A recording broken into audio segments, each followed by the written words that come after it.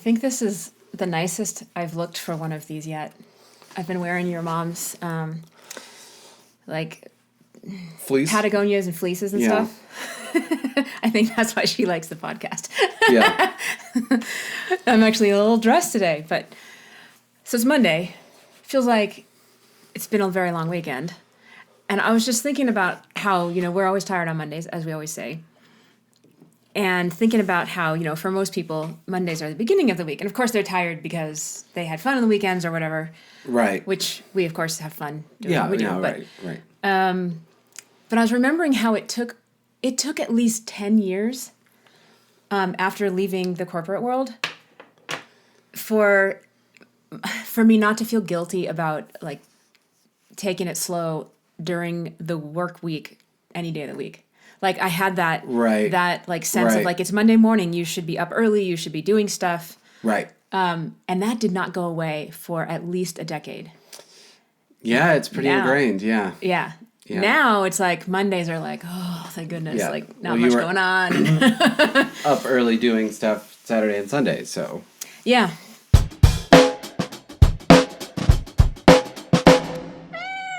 So it's a very busy weekend. Very busy weekend. Let's see. You and you're continuing to turn into more and more of a hired gun bass player. Yeah. Yeah, I just got another gig like an hour ago. Exactly. So Jenny Shawhan, a friend of mine who I've also coached, mainly on her set, on her show, needs a bass player for the first of a series of country club gigs that she has coming up. So the first one the first one's the only one she needs a bass player for, but because she's got one for the rest. But it's in 3 weeks and it's a 4-hour show. So lots of songs to learn, real quick again. And you had a gig on bass Saturday. Yeah. I Saturday played, afternoon or lunch. Midday. I was like 11 to 2. Pamela Makala, the trio. So it was me on bass. JJ Jones on drums and Pamela on keys and voice. Yeah. So it was really nice. It was a beautiful day. If you were out Saturday at all, it was cool but sunny. Got a little warm near the end, but not too warm. It was like a market with vendors and stuff. People walking around. Oh, that's right. It was Boulder Market. Candles and jewelry and ceramics and art and clothing and all that kind of stuff. And it was just really fun. People loved it. They came up and signed her mailing list and like took her card and stuff. Yeah, it's great. Yeah. Ended up running sound. Didn't know that was was happening until a couple days beforehand. Yeah. Pamela brought speaker mains and stands. I brought everything else. Yeah. But it worked out. Gosh, and then what did we do later Saturday? Did we have something we had to do? I had a recording session with... You had a recording session, Chris Cardone. Right. I don't know what you did. You stayed home? Yeah. Working on people's stuff? Yeah. Yeah. Yeah, I don't really remember either. Doesn't matter, though. Sunday morning, we had a rehearsal with Cody Qualls. Yet another you on bass situation. Yep. And that one was a bit of a mess.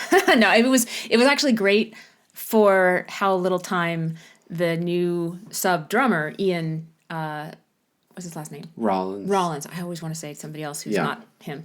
He had gotten food poisoning right after Cody had delivered all the resources to him and then had no time to learn stuff. And he still did great. He hadn't even played through everything. He had only charted. He had charted everything, listening once, and he still did great. Yeah, We got through everything. I don't think there was even anything we had to restart necessarily.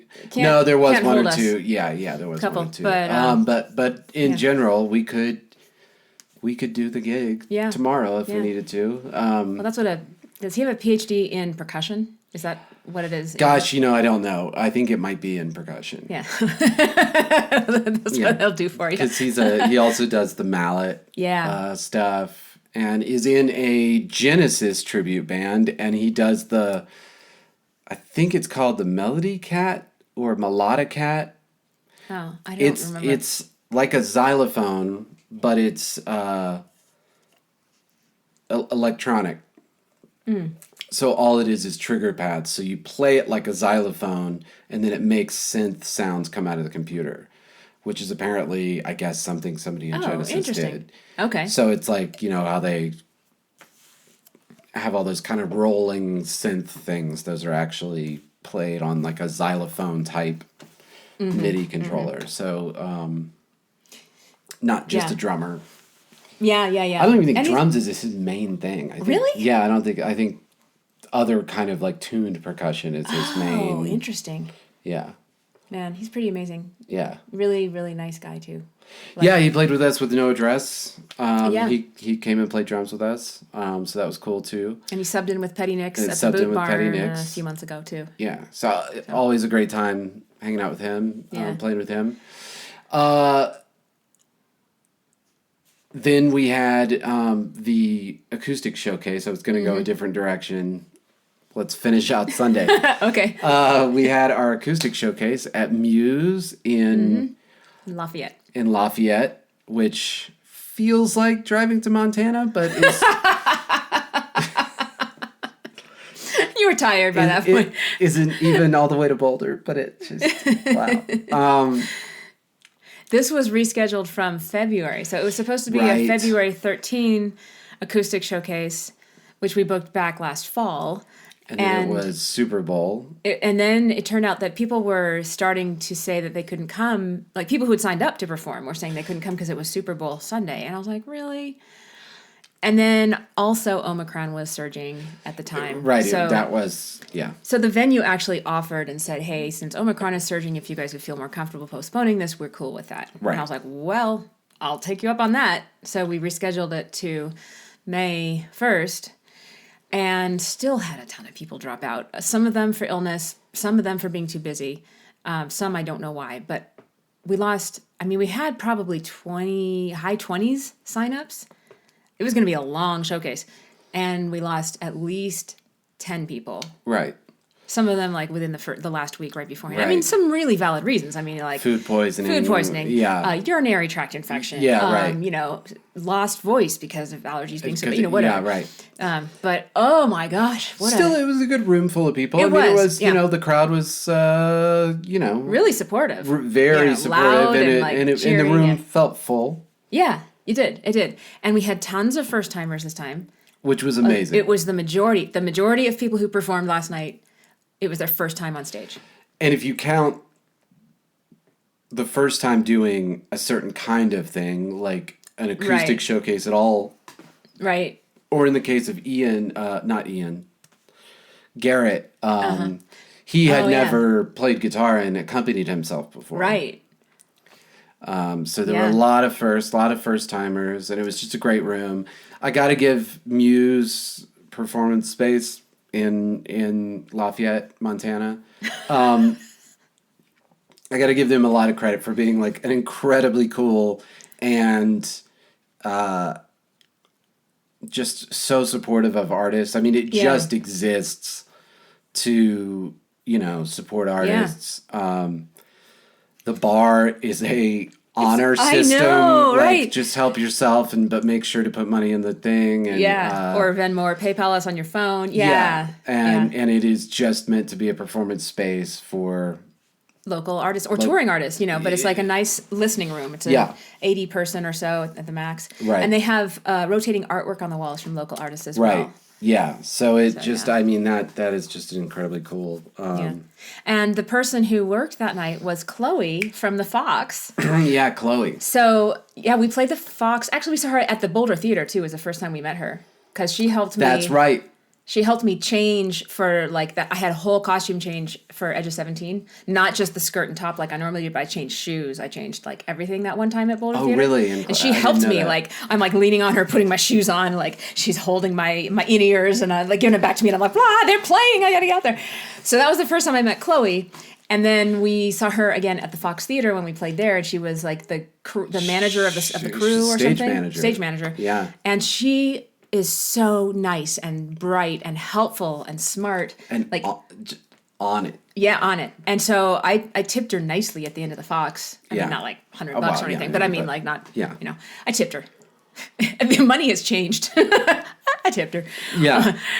What used to be a lot. Just because she made the experience so cool. Anyway, She was running the door and the sound at the Muse last night. Muse. So it was a real pleasure to run into her.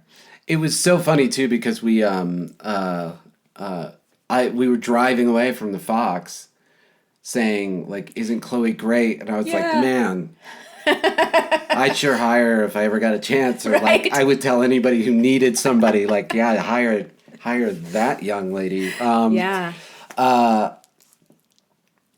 Yeah, and then they were like, oh, it's this Chloe, this young woman Chloe's gonna be right. Like, we know Chloe. Yeah, I know, small world. Now she's actually training the new stage managers. She's moved up from there, and she was telling me she just got back from 3 weeks on the road with Yonder Mountain String Band. Yeah. So a lot of good stuff going on for her.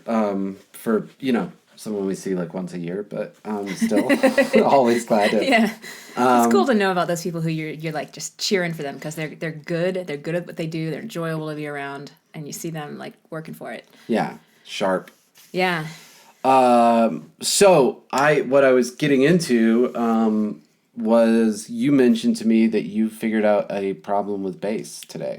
Oh, yeah. Well. Figured out a solution to a problem. So when I sing and I'm the lead singer of a band and I learn a song, it is so easy for me to learn a song. Mm-hmm. I write the lyrics out, I sing along quietly with the song, usually like, unless there's a little tricky thing here and there, I mean, like 3-4 times through, and I know how the song goes. I know where the exceptions are. I know where the extra bars are. Right. I may not have all of the lyrics memorized at that point, but like, I know the picture, I know the shape of the song and its exceptions. There's a tag here, there's a weird line here, whatever. And that's something we had talked about before, that we both kind of see like learning, like knowing a song is like, it kind of takes on this like physical shape. Yeah, it's almost and visual. When you kind of have the shape in your head, then you're like, well, then I know I can play through the song because I know I can see the shape of it in my head. Yeah, and I think part of the reason that's so natural for me is I've been singing my whole life. I mean, not professionally, but I've been singing. And so I don't have to think about the singing part. I have to think about the words until they're memorized and a little bit about technique. But I'm not really in the details. I'm kind of big picture. Right. And what I realized today, what I was telling you that my problem was on bass, I still feel a lot of cycles happening in my brain. Even for songs I've practiced quite a bit and I have charts for and I'm reading charts for, I'm still thinking really hard because I'm going linearly through the song, dealing with each thing as it comes. Because I want to get everything right. That's so I've got all these specific notes. Yeah, right.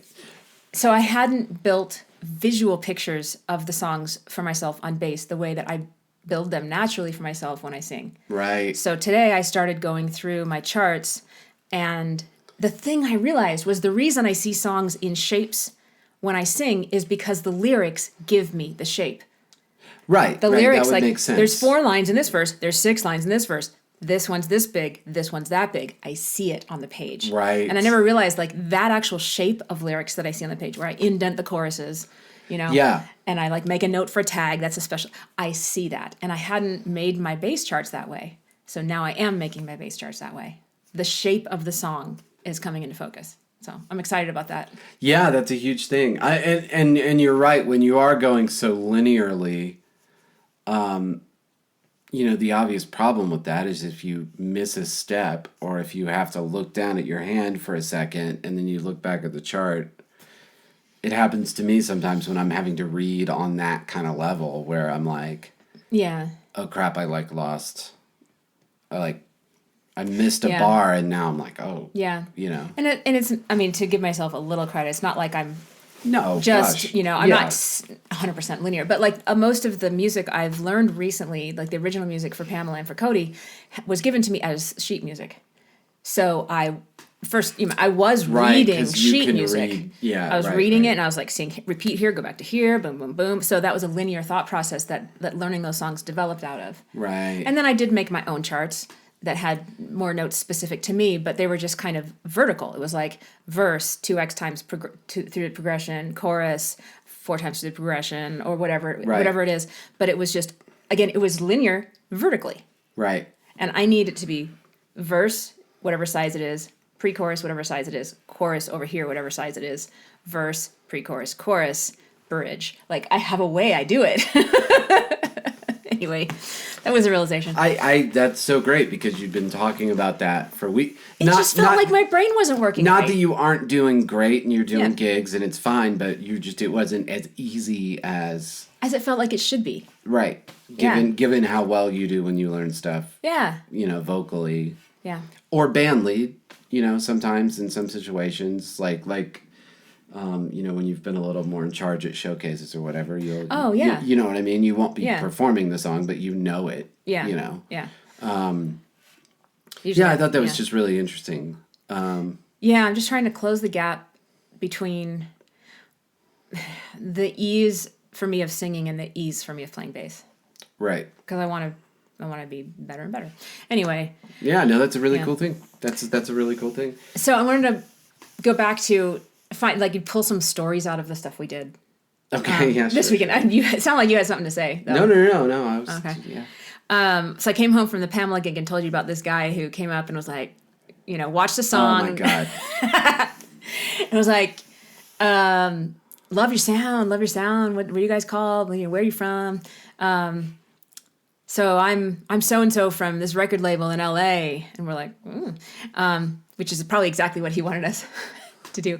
And then he's like, so would you guys be able to tour? And we look at each other like, we haven't talked about it, but JJ's like, I could. I was like, I could. And Pamela says, I could. And we're like, yeah, I guess we could tour. And he's like, cool. He grabbed a card and he stood and watched another song. And then he wandered off, and that was that. I mean, maybe he'll contact Pamela, but no, he won't. No, he won't. And I was saying, I've had that conversation 100 times. Yeah. And maybe it is real this time. Who knows? Maybe the 100th time that Pamela's that good, the rest of you guys are that good. Sure, somebody could definitely be interested. But it's just weird that people will do this thing where they pretend to be record label executives. And to what end? I know. 5 minutes of feeling like a big deal with 3 to 5 random people. Yeah. It's just, I don't know. But I swear that's happened to me 100 times. Somebody walks up and is like, I work for... Do you remember it happened to us when UDT was playing at a casino one time? And he was talking to us about sending a limo out for us and, getting us to record, and he could, take us to Chicago, and we could play there or wherever it was. And I was kind of playing along with the conversation, thinking to myself, we're just a cover band, right? Right. And this is a casino. I know. Still recording, right? I'm getting a phone call. Yeah, it's still recording. So that was a fun little thing that happened. Always. What else happened? Oh, that was the main thing I had. Let's see. We had... Your drummer fell off the stage. Oh, that's right. Oh, yeah. So between songs... So we were on a little stage, and behind us there was a raised bed of plants and stuff, and there's mulch in it. And between songs, JJ reached back to get something out of one of her drum cases, which was behind her, and she just kept going. But it was so quiet. She came back, and she landed on the mulch and on her gig bags, her drum bags. Didn't hear her. And so Pamela and I were talking of which song are we doing next? And, and she's like, guys... And I look back, and her legs and arms up in the air, all 4 limbs up in the air, trying to get out of her kick drum case. That was funny. One time when I was playing drums, we were in maybe Fort Myers or something, some out of town show, and the stage was home built. Most stages are, but in bars and stuff. But this was poorly done, and there was 4 or 5 feet behind the stage, behind the stage and the wall. Oh. And the stage was so small that I was backed up to the very end of it. And I was seriously concerned about falling off, so I had to duct tape my drum stool. Oh, you were playing drums. So, okay. Yeah, I was playing drums, and so I had to duct tape my stool to the very back of the stage so that it wouldn't, like, slip off. And we're, like, playing, and everybody's jumping up and down, and the whole room is, like, the stage is, like, rocking, and I'm like, like, as that tape goes, I'm going right off the back of it. Yeah. Were there other times that you did fall off the stage, or that anybody in your band fell off the stage? Yeah. Ben fell off the stage. When Ben, the singer from No Address, went right off the stage one time. He was just walking forward and singing, and he just thought he had more distance than he did, and he just stepped right off. Oh my gosh. And so I gave the old school signal that meant, like, guitar solo. Like it's me. And so I just, like, took off, and I'm soloing, and I'm, like, creeping up to the edge of the stage and looking over. And Ben is lying motionless. And I'm like, oh, crap. Well, Ben's dead. I don't know how we're going to get out of this. He must be seriously injured. As it turned out, he wasn't at all seriously injured. He was just so embarrassed that he was lying motionless because he didn't know what else to do. So he was just thinking, what do I do about this? What kind of show was it at? It was like an outdoor festival or something? No, it was an indoor place, and I couldn't even tell you. It was before we even got signed. But it was a bigger room that did have the, like, barricade thing. Oh, so he didn't fall into the crowd. He didn't fall into the crowd. He fell into the space between the stage and the barricade. And so the crowd was right there just, like, looking at him like, what? He went off quick enough that I don't think they really noticed, like, where he went. Like, no one was, like, because I'm playing, and I'm, like, looking around, and I'm, like, trying to figure out, like, what do we do about this? Because maybe he's not... Maybe we can pull this out of the fire, you know what I mean? Yeah. It wasn't like he so clearly killed himself that, like, stop. It was like maybe he's okay. Who knows what's happening here? Yeah. And the crowd was just still like, there were people, and he's like right there, and they're like just laying there motionless, and like no one was even looking at him. They're just like part of the show. Meant to do it. And then he, like, eventually, like, just kind of, like, crawled out and, like, came back up on the stage. No way! He didn't even stand up in front of everybody. He, like, snuck back around and then, like, came out on the stage, like... No! Oh, my God. And he said later, he was like, I just didn't know what else to do. Like, oh, man. Yeah, it's a real danger to not... Yeah, know where you're going. Have you ever fallen off the stage? I've never fallen off the stage, no. What was that time someone was holding you up by the belt? Was it?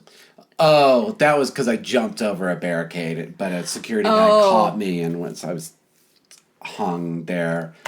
One time, one of our bass players, there was a walkway between the green room and the stage, and he stepped funny and went off the walkway and dropped like 6 feet onto the floor. Oh. Under the stage, yeah. Oh. And then had to like clamber back up on the get on stage. We were like going on stage, not off. Oh no. What an entry. Yeah. I don't think anybody saw it either, but he was like so banged up. He was just like And then I jumped off a drum riser one time, like a really high drum. There's a place I think it was in Macon, Georgia, and it was rolling like a skating rink. And the guy decided he wanted to do shows. The guy that owned it decided he wanted to do shows, so he just built like this big stage at one end of the rolling rink. And so we'd have skating, and then when he wanted to have shows, he would just have shows. And we were playing there, and they had this really high drum riser that was maybe like, it was way too high. It was like stupid high. It was like 5 feet high or something. Mm-hmm. And they had these two like ramps that went up to it on either side. It was kind of cool, but it was really, because then the crowd was just like, the drummer was like way up there. Anyway, So I jumped off the drum riser, like all rock and roll or whatever, ran up the ramp and jumped off the drum riser. And somewhere on the way down or landing, I hit myself in the head with my own guitar. And knocked myself silly. Like everything went, and I was like, oh no. Like,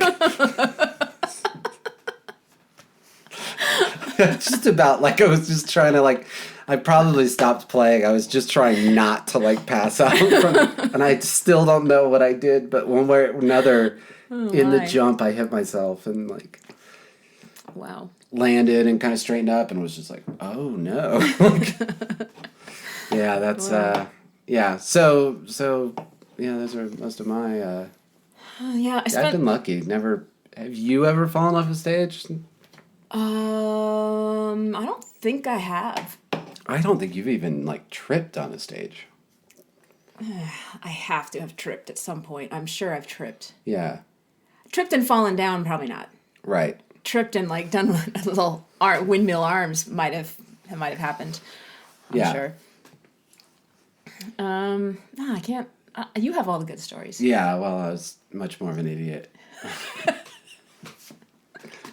Although I was telling, it's one of the younger bands I was working with, they came in to like a recording session, and the guitar player girl is like limping a little, and she was like, "Oh, I like jumped off this thing and I like landed funny and I hit my foot," and I was like, "How did you do that?" And she was like, "Well, I just jumped," and I was like, "Weren't you like looking?"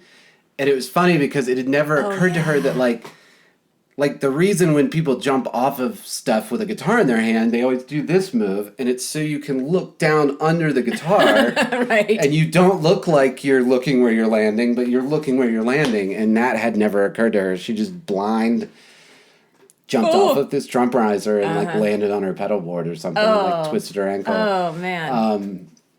But I was like, yeah, no, that's why people always do that move when they jump, so you can see where you're going. Now I know. So if, when you start jumping off stuff, yeah. I'll have to practice that. Yeah, although I did bang myself in the head doing it once, so maybe I don't know the best plan. But maybe that's not the right move. Maybe that's not the right move, but that's. But it wouldn't look very cool to just hold it out in front of you like this. No, you gotta fake it. You gotta fake it.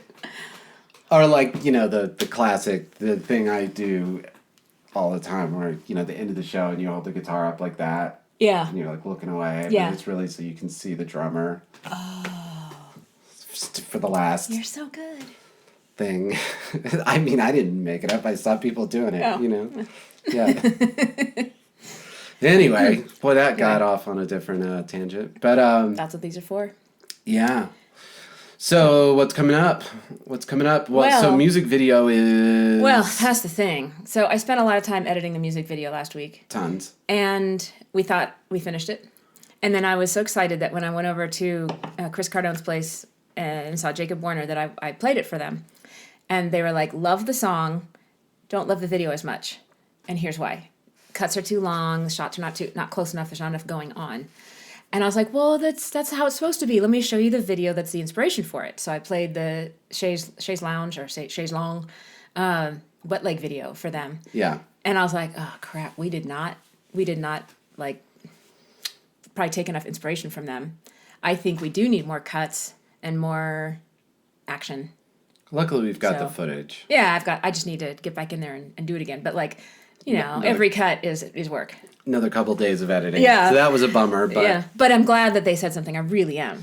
Because I want it to be awesome. And I just, you get into a project and you see it from close up and you lose perspective. It's such a great thing to always remember. Both of us are deep in it, Right. So, I got to do some more of that, although I don't know how much time I'll have because we're leaving for my cousin Madeline's wedding on Thursday. Okay. So we're going to be out Thursday through Sunday. Got teaching and stuff before then.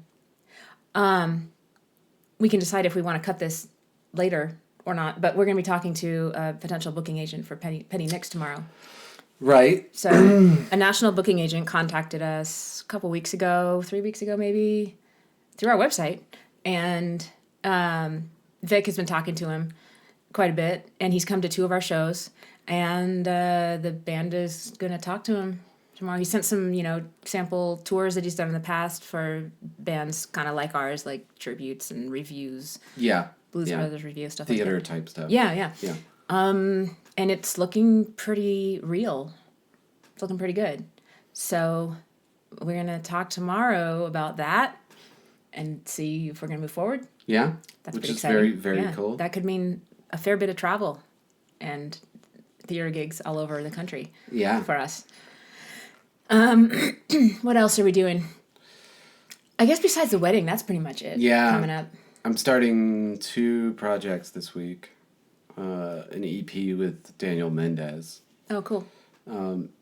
He's doing an inspirational pop kind of thing. Mm-hmm. Which... That's his jam. Yeah, totally.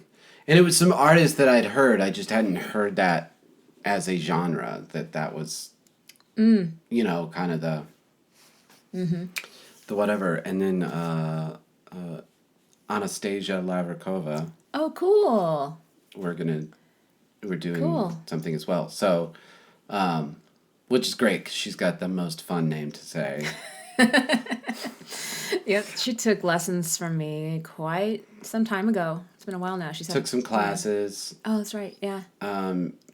She is in fashion and travels like 80% of the time. Oh, wow. So that's why we're, Yeah. going to be wedging it in because she's gone. Man, some of these connections are they're like, I'm seeing our roots here really come to fruition. Right. Like, she was a student of mine years ago. Probably not 10, but more than 5. Yeah. And now she's finally becoming a client of yours. Right. And I got a call from Pat Bruno from A Music Plus a few days ago. So A Music Plus is a wedding band and DJ company that booked The Fever, which was the wedding band that I co-founded and co-led back in 2009 through 11 or so. And so Pat booked us back then, and maybe he still does, I don't know, but I'm not in it. But we talk every few years, and he gave me a call because he wanted his daughter to get involved at Performance High, get involved in music. She's 14, plays piano really well, classically trained piano. And he wants her to just meet me and have me talk about like life in music. And that's pretty cool. Yeah. Because he's in music. I mean, he plays guitar. His work is booking, but yeah. But he wants to really encourage her to go into the arts because she's showing promise in visual and musical arts. So, long tail, like that's someone I met well over a decade ago. Right. She might become a student at Performance High. She's probably going to do the teen band this summer. But that's really cool. Yeah, it's really awesome. And then Jenny, another like long circle. Gosh, you're right. Yeah, and Jenny. Cody is a long circle too. So Jenny assisted Adrienne the band back in mid-20-teens. Yeah, somewhere in there. Because she wanted to learn from me at the time. Now she's far ahead of me in terms of songwriting and actually being a musician. A working original musician. Yeah. And now, so I've coached her a couple times. She's the one who told me about the International Voice Teachers of Mix. I didn't know about them except through her. Is that how? That's how I know about IFTOM. That's amazing. I know. And then now I'm going to play bass for her. Yeah. It's like, who could have thought? And then Cody, like I knew about Cody just because who doesn't know about Cody long time ago. And we'd kind of like referred things to each other or like, been in each other's orbit distantly for a while. And then we had a year where we were talking about going into business together, and then that didn't quite align the right way. Right. But at the time that I met him, I did not play bass. And I thought of him as this like famous, far off, like celebrity. Yeah. And now we're friends and I'm working for him in his band. It's just like the number of ways that you can have relationships with people, especially in something like music, where there are all kinds of ways to make music and all kinds of like, there's always this shifting landscape of like, you lead a band and then you're in someone else's band. Like, I sing for Jacob Larson. Jacob Larson sings for me, Right. It makes, it really drives home the point that you need to treat people well, because if there's a hierarchy today, you might be on the other side of that hierarchy tomorrow, Very and then not true. that I even think of like hierarchy in music, but like why be some sort of a-hole band leader or boss or whoever you are? Because maybe you could have gotten hired for their gig or their school or their situation. Yeah. Anyway. I mean, it's a small world. Yeah. And that's, you know, we were talking about that when we were hiking in Waterton Canyon this week. Just how, you know, someone was asking you about, you know, how to be successful or what to do to find some success. And it was like, well, a lot of it is networking. Like that's, you know, like, I mean, we had a lot more to say, but there was that part of it that it's like, it's going to be a lot about who you know. Yeah. And who you've done stuff for and with, and the people you've supported that can later support you. And, you know, it's not a, you know, no one sees you playing on a YouTube video or sees you playing in a bar and says, hey, you got the goods. Right. Let me sign you up to the official successful musicians list. Right. You know, that's not like there's no amount of good you could be that would let you get around that kind of networking and that supporting other people and that, you know, like all the long tail stuff you were talking about. Mm-hmm. It's always good to remember. Yeah. Is it dinner time? Dinner time. Cool. Wow, this ended up being like 36 minutes or something, but it goes how long it goes. And we can apparently just talk for a long time, so. It's a lot of what we do. It's a lot of what we do, so a lot of practice. Yeah. All right, thanks for tuning in, guys. See you next week.